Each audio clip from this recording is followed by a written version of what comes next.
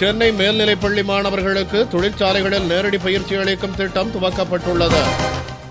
சென்னை மாநகராட்சியின் கல்வித்துறையின் கீழ் இயங்கும் சென்னை மேல்நிலைப்பள்ளிகளில் 11ஆம் வகுப்பு படிக்கும் 7099 மாணவ மாணவியர்களுக்கு தொழில் கல்வி குறித்த நேரடி பயிற்சி அளிக்கப்படும் என்று சென்னை மாநகராட்சி ஏற்கனவே அறிவித்திருந்தது.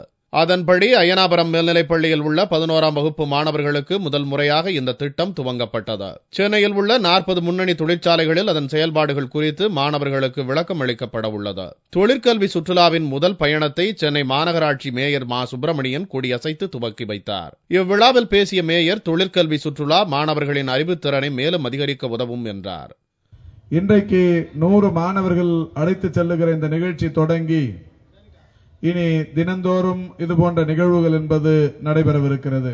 இவர்களுக்கு வாழ்க்கைக்கு தேவையான நேரடியான அனுபவங்கள் பெறுவதற்கு இந்த பயணம் ஒரு பெருந்துணையாக இருந்து கொண்டிருக்கிறது.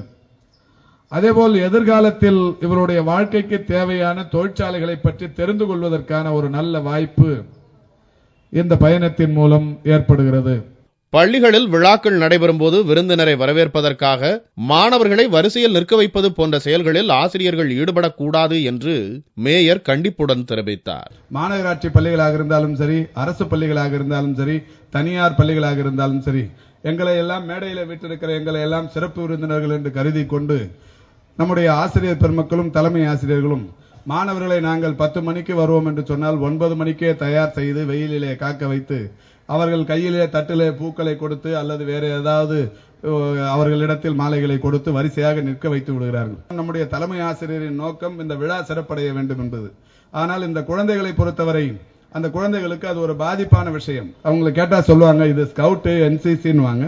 ஸ்கவுட்டா இருந்தாலும் சரி, என்சிசியா இருந்தாலும் சரி, அவங்கள பயிற்சிக்கு மட்டும்தான் பயன்படுத்தணும். எங்களை வரவேற்கிறதுக்கு இனிமேல் கட்டாயம் கண்டிப்பாக பயன்படுத்தக்கூடாது என்கின்ற அந்த உத்தரவை இன்றைக்கு நாங்கள் இங்கே சொல்ல கடமைப்பட்டிருக்கிறோம்.